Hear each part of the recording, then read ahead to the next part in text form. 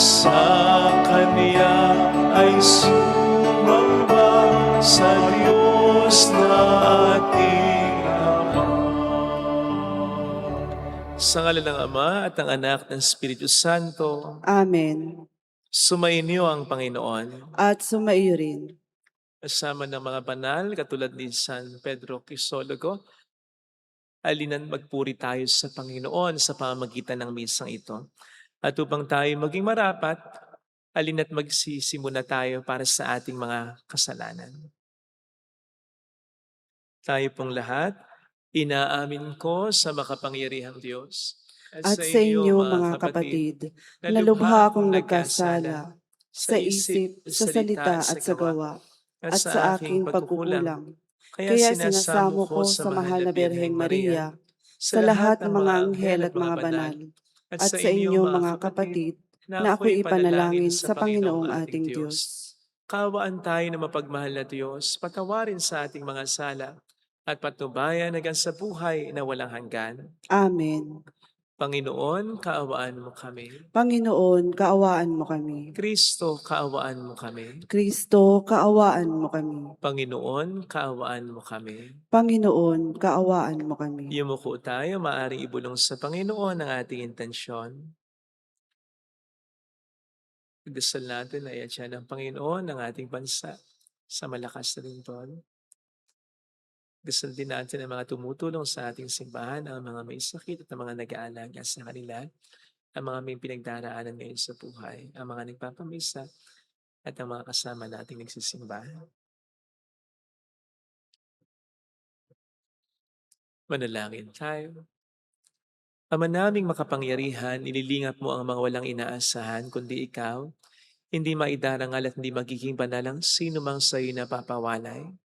Dagdagan mo ang iyong kagandahang loob sa amin upang sa iyong pamumuno at pangangasiwang magiliw, mapakinabangan namin ang mga biyaya mo sa lupa bilang pagkakamit na namin sa makalangit mong pagkapala. Sa pamamagitan ni Jesucristo, kasama ng Espiritu Santo magpasa walang hanggan. Amen. Ang salita ng Diyos mula sa aklat ni Propeta Jeremias. Sinabi sa akin ng Panginoon, magpunta ka sa bahay na magpapalayok at may ipapahayag ako sa iyo. Nagpunta naman ako at dinatnan ko ang magpapalayok sa kanyang gawaan. Nakita kong kapag ang ginagawa niyang sisidlan ay nasira, minamasa niya uli ang luwad at hinuhugisan ng panibago.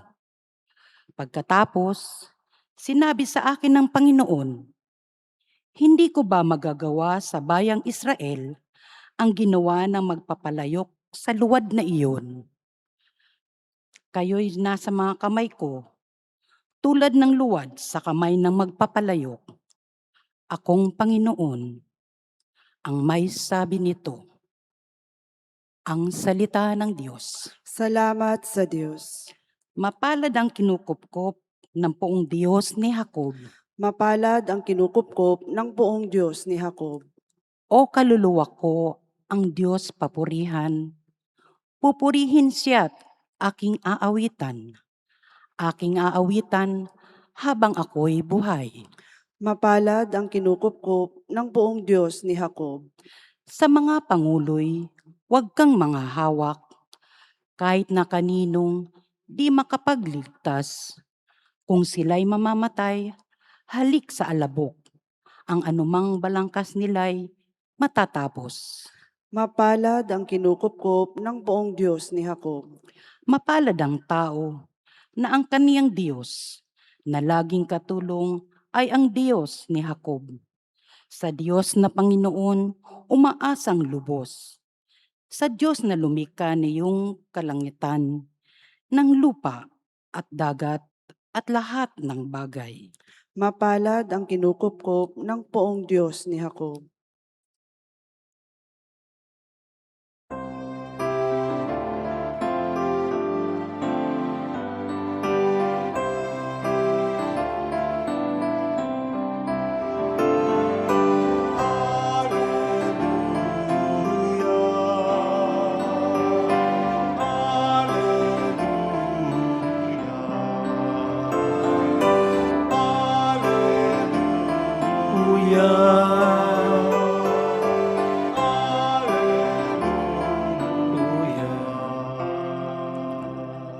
Sumainyo ang Panginoon. At sumaiyo rin. Ang mabuting balita po ng Panginoon ayon kay San Mateo.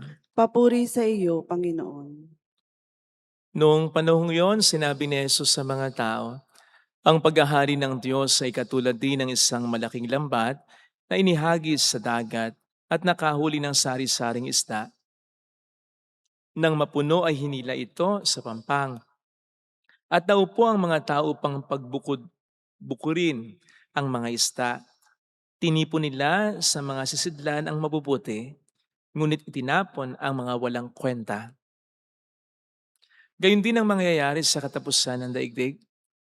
Darating ang mga anghel at ihiwalay ang mga makasalanan sa mga banal at ihahagis ang mga makasalanan sa maningas na pugon. Do'y mananangis sila at magngangalit ang kanilang ngipin. Naunawaan na ba ninyo ang lahat ng ito? Tanong ni Jesus. Opo, sagot nila. At sinabi niya sa kanila, kaya nga ang bawat eskriba na kumikilala sa paghahari ng Diyos ay katulad ng isang puno ng sambahayan na kumukuha ng mga bagay na bago at luma sa kanyang taguan. Nang masabi na ni Jesus ang mga talinghagang ito, siya'y umalis doon. Mga kapatid, ang mabuting balita ng Panginoon. Pinupuri ka namin, Panginoong Hesukristo. Welcome sa Our Lady of Lazaret Quasay Parish kung saan ayos lang pong umiyak at samahan tayo ng mahal ay sa pag-iyak at sa pagdarasal upang maging maayos ang lahat. Narinig po natin sa ating Ebanghelyo kung papaano dinescribe ni Kristo ang mga mapupunta ng impyerno. Sabi niya, mananangis sila at magngangalit ang kanilang mga ngipin. Hindi po ba natin na itatanong kung bakit? Well, yung pananangis, malamang sa alam na natin or at least may idea na tayo. Because weeping represents deep sorrow, deep pain, deep anguish, physical, spiritual anguish for that matter. Ikaw ba naman yung hindi na nga napunta ng langit, dapat mo sanang kalagyan, tapos makararamdam ka pa ng matinding sakit, ng walang humpay, walang break time, walang hanggan, ay iiyak ka nga ng iiyak kahit wala ng luhang pumapatak. So, for me, yung weeping, pananangis, understandable yan. Ang medyo problema ko na intindihin ay yung kapartner nito, yung gnashing, grinding of teeth. Kasi while the gnashing of teeth can be associated with the pain that people in hell will experience, diba? Sa matinding sakit, you will grind your teeth. Alam naman po natin mas associated ang pagngangalit ng ngipin sa matinding galit. When a person or an emotion is burning with rage against someone or something, ang ngipin talagang nagngangalit, nagagalit. Now, as I said, ito yung medyo hirap akong intindihan kasi parang kinokontra nito yung una, yung weeping. And as much as akala ko yung weeping ay dahil sa pagkisisi ng mga mapupunta ng impyerno, bakit may pagkagalit? Until I realized na yung sinasabing weeping dito ay hindi naman dahil nagsisisi sila'y napunta ng impyerno, kundi dahil nagsisisi sila dahil sa matinding hirap at sakit na naranasan nila. Parang yung nahuli sa pagkakasala at naparusahan, yun ang ipinagsisisi niyan. Nahuli ako. Ang sakit ng parusa. Hindi dahil gusto niya talagang magbago. Yun ang weeping o ang pagnanangis ng mga mapupunta ng impyerno. Hindi dahil nagsisisi sila sa kasalanan nila at gusto nilang magbago, kundi dahil nandun yung pagsisisi, bakit ko ba naranasan ito? Bakit ba ako dumako sa ganito? Yun. Sapagkat sa halip pa lang magsisi, magkagalit pa sila sa Diyos. Yung mga mapupunta ng impyerno, they'll be like, how dare you tell me you love me? Bakit mo ko hinayaan na mapunta dito sa impyerno? Sabi na nga po, wala ka silbi. Hindi ka talaga totoo. Niloko mo lang ako. At paulit-ulit yun. Yung galit nila sa Diyos. Yung hinanaing nila sa Diyos. Yung pagtatampon nila sa Diyos. Hanggang sa wala na siguro silang maging ngipin o magasgas na, mapudpud na ang kilagid nila sa kakangalit. Kaya yung pagngangalit dito, bahagi pa rin ng kaparusahan sa impyerno. Hence, the combination of those two, weeping and gnashing of teeth. Gayun pa man, hindi ko pa rin mag-gets noong una kung bakit sa halip na magsisi sa kasalanan ay magtatampo pa, magagalit pa sa Diyos. Ang isa sa mga rason na naisip ko ay dahil sa impyerno wala nang grasya ang Diyos. So wala nang grasya or mechanism upang ang tao sa impyerno ay magsisipa dahil wala nang pagkakataon na magbago. Wala nang pagkakataon na magsisipa. Wala na ang grasya ng Diyos sa kanila. But then again, ito yung hindi ko maintindihan. Hindi ba nila maisip na hindi naman sila mapupunta ng impyerno kung hindi dahil sa kanilang sariling katigasan ng ulo? Dahil ang Diyos hindi naman papayag na mapunta sila ng impyerno hanggang sa huli. Gagawa at gagawa ang Diyos ng paraan upang isalba sila sa matinding kapahamakan. Sabi nga, katulad ng isang mabuting pastol na kahit patay na yung tupa, kahit nilalapan na, ipaglalaban pa rin ng pastol, kahit na nga daw ang maiuwi na lang ng pastol ay kapirasong laman ng tupa. Diba sabi sa Biblia, no one can snatch you away from me unless gustuhin natin to be snatched away from the hands of God. Ginusto na natin. Hindi naman tayo dadako sa walang hanggang kaparusahan kung wala tayong napakaraming mga grasya at pagkakataon na ibinigay ng Panginoon upang hindi tayo mapunta dyan na ating pinalampas, na ating hindi pinakinggan, na ating hindi tinanggap sa ating buhay. Well, one of the reasons kung bakit hindi na talaga magsisisi ang mga taong nasa impyerno ay dahil wala nang grasya. Wala nang grasya ang Diyos na magpo-prompt, mag-i-impel sa kanila, mag-inspire sa kanila na magsisit, magbago pa. Dahil wala na nga din tsansa. So, yun ang pinakadahilan kung bakit yung weeping and gnashing of teeth na yan, hindi dahil sa pagkisisi yan. Nagsisisi man sila, yun ay dahil sa napakahirap na kalalagayan nila. Yun, other than that, wala na. Ang hindi ko lang din again, Matig, ay yung sila pa talaga yung magagalit sa Diyos. Ano? Sige nga, mapupunta ba ang isang kaluluwa ng tao sa impyerno kung hindi naman dahil sa sariling kagagawa nito? Hindi man magkukulang ang Diyos sa grasya upang isalba tayo sa impyerno eh. Hindi nga ba't sinasabi ng isang mabuting pastol kahit nilalapanan ng mga wolves, ang tupa ipaglalaban pa rin niya yan. Kahit na nga kapirasong laman na lamang ang maiuwi niya, iuwi pa rin niya. Ibig sabihin, hindi niya pinabayaan ang isang tupang nilapan at pinatay na, pinagkalasag-lasag na. Totally ay makuha sa kanya. Ang sabi ng Panginoon, no one can snatch you away from me. Maliban na lang kung tayo mismo ang siyang pumupunta sa impyerno. Maliban na lamang kung sa katigasan ng ating ulo, hindi natin pinakikinggan ng Diyos, hindi natin tinatanggap ang lahat ng mga hindi mabilang ng mga grasyang ibibigay niya sa atin upang maisalba tayo sa impyerno. Kaya sa huli, walang ibang sisihin kundi sarili lamang talaga natin if we'll end up in hell. Narinig naman po natin sa ating unang pagbasa, kung ano yung relasyon ng Diyos sa atin. Katulad ng magpapalayok na napaka-focus and hands-on sa kaniyang pinopormang clay or luwad, that every movement na gawin niya ay may purpose. Hindi siya bara-bara kung kumilos. May purpose according sa hugis, sa forma at sa magiging gamit ng palayok na kanyang lilikain. Kung ito ba'y pabilog, kung ito ba'y pahaba, kung ito ba'y panghalaman, kung ito ba'y pang-display lang. So, nandun yung focus niya, nandun yung pagiging intimate niya sa bawat detalye na pinoporma niya. So much so na ang magiging resultang palayok ay hindi aksidente lang, kundi talagang pinagplanuhan niya. Ganon ang Diyos sa buhay natin. Hindi tayo aksidente. Pinagplanuhan ng Diyos ang buhay natin. And this, life as a purpose. May layunin ito sa mundong ito. And ultimately, ang layunin ng Panginoon ay ang makasama tayo sa kalangitan, that we end up not in hell but in heaven. At gagawin niya ang lahat para mangyari yan. At tulad din ng paglalarawan na ibinigay dito sa ating first reading, na kapag ang luwad ay naging out of shape, na iba't nasira, binabalik niya at binibigyan niya uli ng bagong forma. So kahit na yung akala mo useless clay na dahil pangit yung pagkakaporma, ang gagawin ng magpapalayok, imamasahe niya uli yon at buong tiyaga niyang bibigyan ng panibagong forma kahit na ito minsan o sa ilang beses sa inasiran. Yun, ganun ang Diyos sa buhay natin.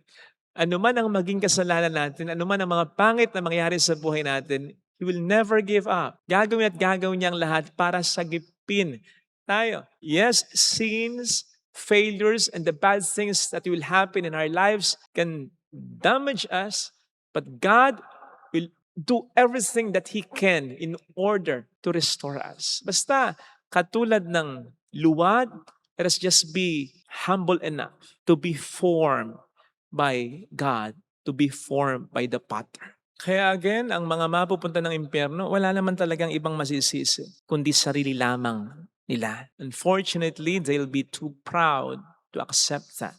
Alam nila yun, pero hindi nila aminin yun dahil mayabang sila. Yun, dito ko medyo mas naintindihan na kung bakit yung weeping and gnashing of teeth in hell ay hindi magiging produkto ng pagsisisi, kundi ng galit, ng tampo, ng inis. Kasi in the first place, hindi naman sila mapupunta ng hell o ng impyerno, kundi naman dahil sa kayabangan nila. Kayabangan ng dahilan ng mga kasalanan, kayabangan din ng dahilan ng hindi pagsisisi at pagtalikod sa mga kasalanan. So hindi nakapagtataka na yung mga talagang mapupunta ng impyerno, sagad sa kayabangan. At yung sagad sa kayabangan na mga yon, ang siyang sa halip na magsisi ay magagalit pa rin ng walang humpay sa Panginoon. Kaya sana po makita natin ito, yung napakalaking kapahamakan na pwedeng maibigay sa atin ng ating kayabangan. Lahat naman po nagkakasala. Sa katunayan, hindi basta criterion para mapunta ng impyerno ang pagiging makasalanan sapagkat lahat tayo makasalanan. Ang napupunta talaga ng impyerno ay yung sagad sa kayabangan, yung hanggang sa huli hindi magsisisi, hindi aamin, hindi hingi ng kapatawaran. Kaya't kapag sila'y napunta ng impyerno, magiging bahagi pa rin yan ng kanilang kaparusahan. Yung yabang na sa halip na magsisi, ay magagalit pa sa Diyos ng walang hanggan. Ito po sanang makita natin bilang mensahe ng pagbasa ng ating napakinggan. Amen. Ilagay natin ang ating kanang kamay sa tapat ng ating puso.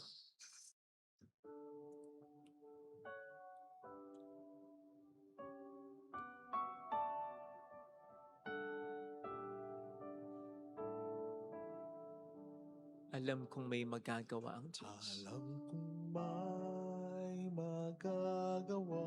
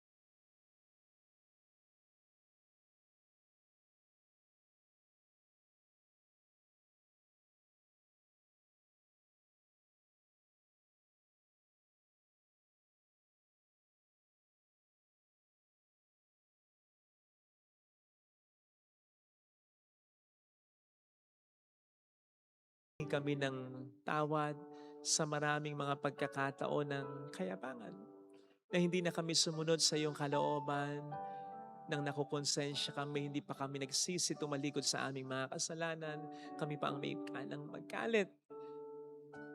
Hindi namin alam sa tukso ng Diablo ay para namin tinatahak ang impyerno ay ayaw po namin, Panginoon.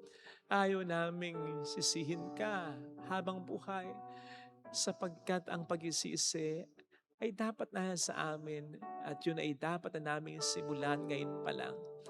Hallelujah! Hallelujah. Hallelujah! Hallelujah. Pasalamatan siya. Siya ay muling babalik sa atin. Hindi ka niya iiwan. Hindi ka niya pababayaan. Paniwalaan mo yan. Hallelujah! Purihin ang Diyos. Hallelujah!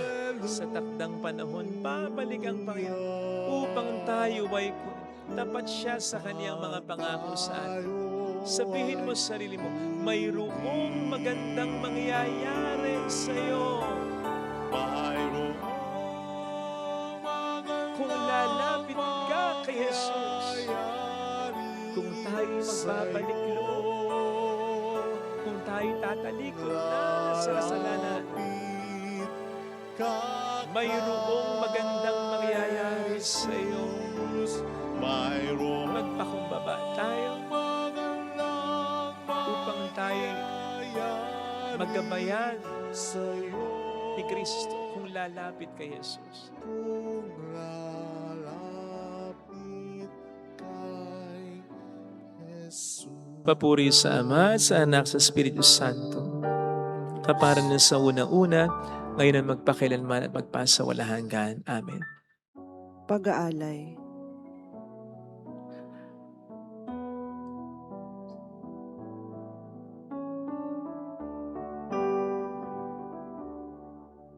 Ang tinapay na ito, sana ay basbasan mo upang ang buhay na ganap ay kamtin ko.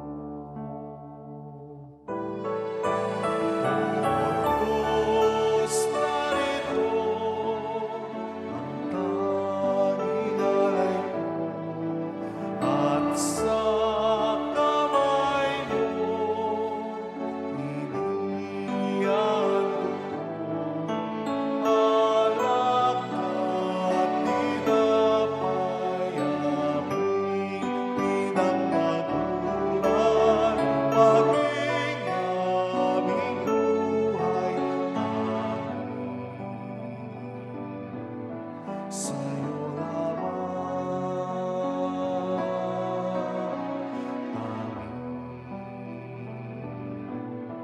sa'yo lamang.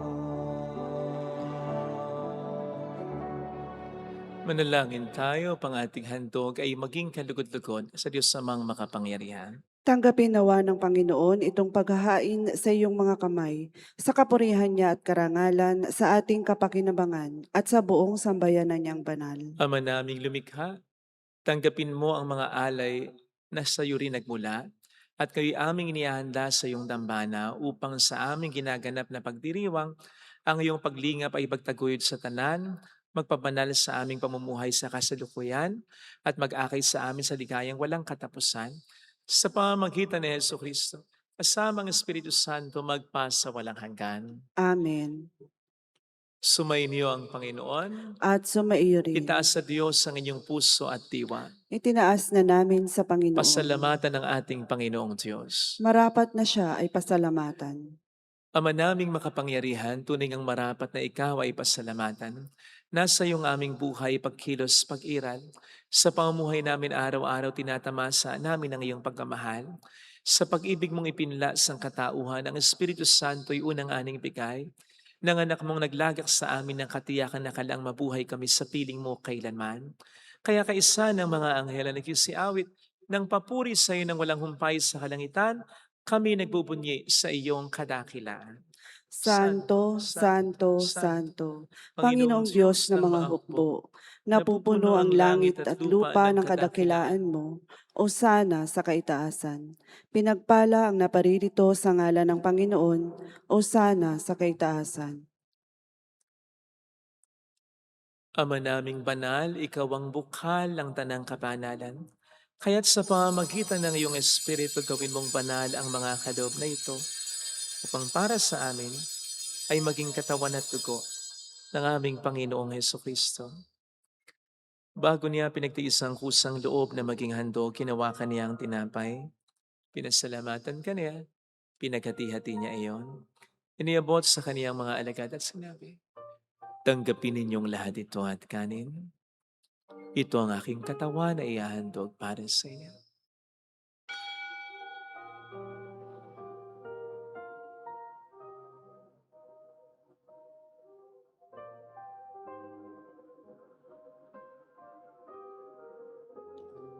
Gayun din naman nang matapos ang hapunan, hinawakan niya ang kalis.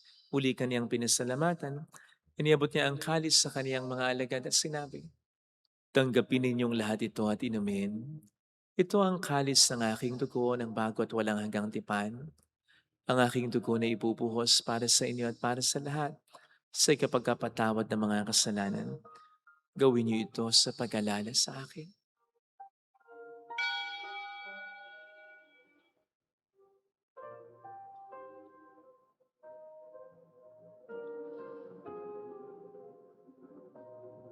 Ang misteryo ng ating pananampalataya. Si Kristo'y namatay, si Kristo'y nabuhay, si Kristo'y babalik sa wakas ng panahon. Ama, ginagawa namin ngayon ang pag-alala sa pagkamatay at muling pagkabuhay ng iyong anak. Kaya inialay namin sa iyong tinapay ng buhay at ang kalis ng kaligtasan. Kami nagpapasalamat dahil kami yung minarapat at tumayo sa harap mo para maglingkod sa iyo. Sinasamo namin kami na magsasalo sa katawan at dugo ni Kristo ay mabuklod sa pagkakaisa sa pamamagitan ng Espiritu Santo. Ama, lingapin mo ang iyong simbahang laganap sa buong daigdig. Puspusin mo po kami sa pag-ibig, kaisa ni Leo na aming Papa, Idanis sa aming obispo at ang tanang kaparian. Alalahanin mo po ang mga kapatid naming nahimlay ng may pag-asang sila'y muling mabubuhay, lalo na po ang aming mga ipagdarasal. Saglit nating pagdasal ang ating mga kakilalang yumao.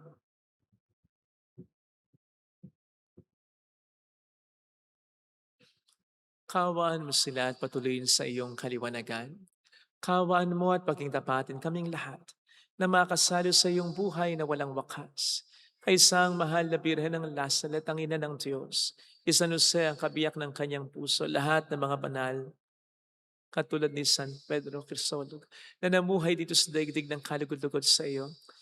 May pagdiwang nawa namin na pagupuri sa ikararangal mo sa pamamagitan ng iyong anak na aming Panginoong Heso Kristo.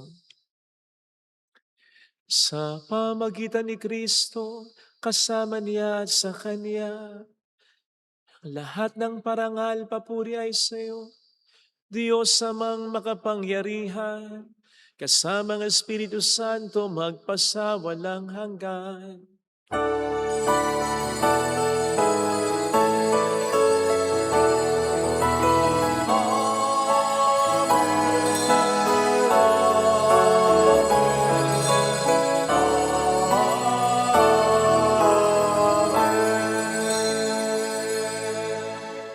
Tumawag tayo sa Ama.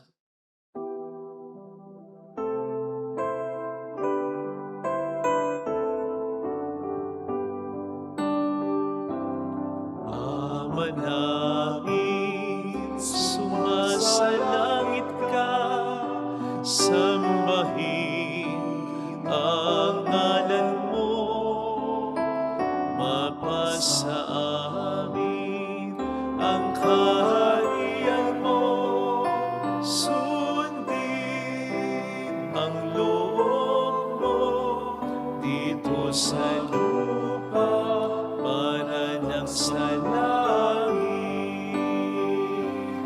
Bigyan mo kami ngayon ng aming kakanin sa araw-araw.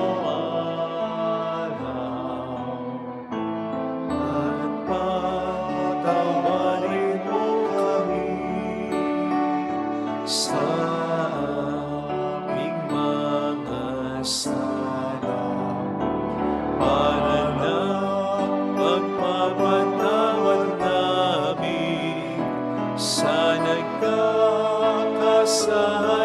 sa amin.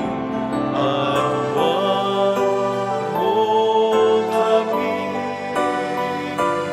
maidulot sa tukso, at ihadya mo kami sa lahat ng masama. Iniling namin kami atiya sa lahat ng masama, pagkalooban ng kapayapaan araw-araw, iligtas sa kasalanan, samantalang aming pinaghahandaan ang dakilang araw ng pagpapahayag ng tagapagligtas naming si Heso Kristo.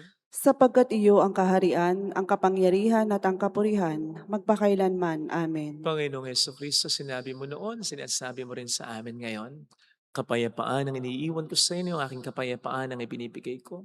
Tungayin mong aming pananampalataya, huwag ang aming pagkakasala. Pagkalooban mo po kami ng kapayapaan at pagkakaisa sa iyong kalooban. Kasama ang Espiritu Santo magpasa walang hanggan. Amen. Ang kapayapaan ng Panginoon ay sumainyo daw ang lahat. At sumaiyo rin. Magbigayan tayo ng kapayapaan sa isa't isa. Kapayapaan po. Peace be. Kordero ng Kordero ng Diyos na nag-aalis ng mga kasalanan ng sanlibutan, maawa ka sa amin.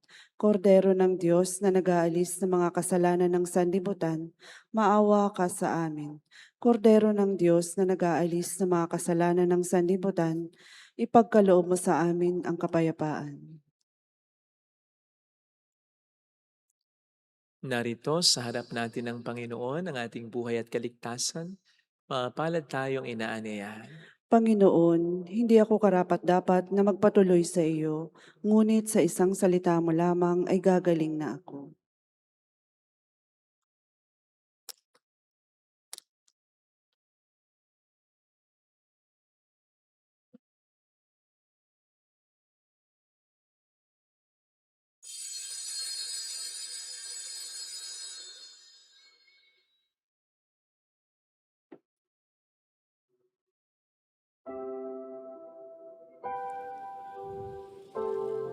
Panalangin para sa espiritual na pakikinabang.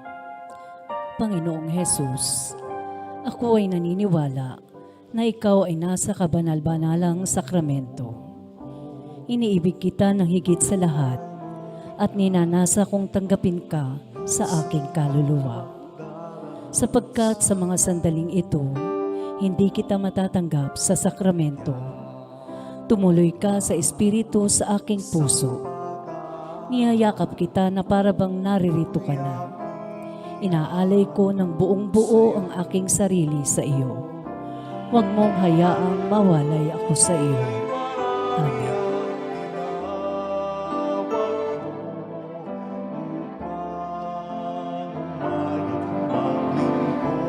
Sa ngalan mo, naming piling at laginasal,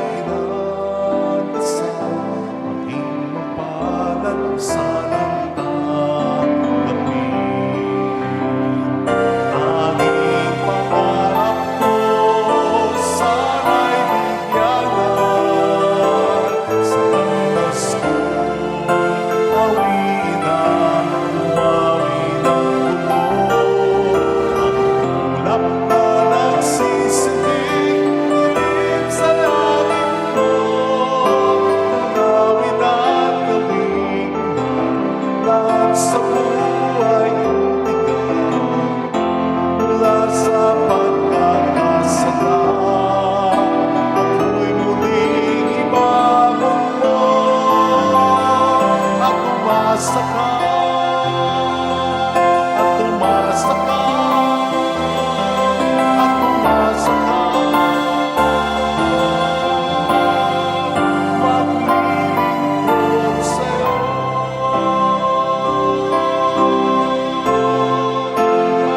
maglilingkod sa'yo.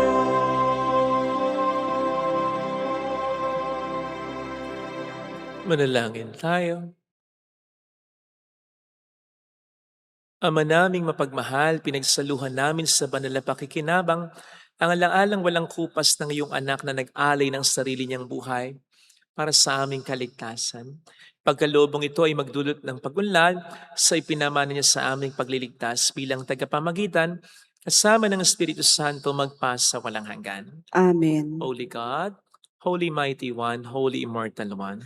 Have mercy on us and on the whole world. Holy God, Holy Mighty One, Holy Immortal One. Have mercy on us and on the whole world. Holy God, Holy Mighty One, Holy Immortal One. Have mercy on us and on the whole world. Jesus, King of Mercy, We trust in you. alalahanin. Alalahanin, o mahal na Birhen ng Lasalet, ina ng pag-asa. Ikaw ang nagpaalala sa aming magbalik loob sa Ama. Ito ang nagpapatunay ng kagandahang loob mo'y nanatiling busilak. Sa pag-aaruga mo sa amin, tungkulin mo'y tinupad. Sa paanan ni Kristo'y itinuring mo kaming mga tunay mong anak. Kaya ninais mong niisay huwag mapahamak. Maging sa iyong walang tigil na pananalangin, pati luhay pumatak. Huwag namang mawala ng saysay ang iyong paghihirap. Hiling nawa namin sa iyo, o aming inang liyag, na matapos ang pakikibaka namin sa mundong ito at sa pananatili naming tapat kay Kristo, sa kapurihan mo'y makibahagi kaming ganap, upang kung nasan ka ngayon ay maparoon din kaming lahat. at ang kaganapan ng kaluwalhatian ng Diyos Ama'y tuluyang matupad siya nawa. Mahal na Birhen ng Lasal at tagapagkasundo ng mga makasalanan, Ipanalangin mong walang patid kaming mga dumudulog sa iyo. marami pong salamat sa inyong pakikiisa at sa mga tulong po ninyo na nagiging dahilan para marami din po tayong matulungan at maipalaganap natin ang debosyon sa Our Lady of Lazareth. Salamat po. Ang bahala na po sa inyo ay ang Panginoon. Yun po ang lagi naming dasal dito. Thank you.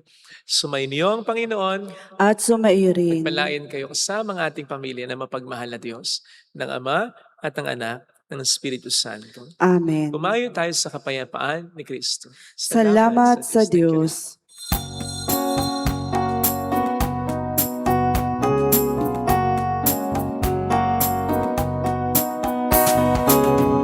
On this day, O Mother of our Lord, we sing you praise for lighting up our way. Your tears did soften up the hearts of men, and they still do today. May our love for you bring comfort in your pain.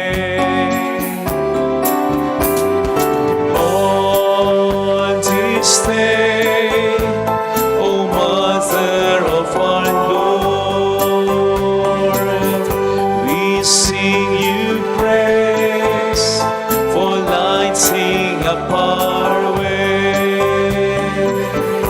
Your tears did soften up the hearts of men, and they still do today. May our love for you bring comfort in your pain.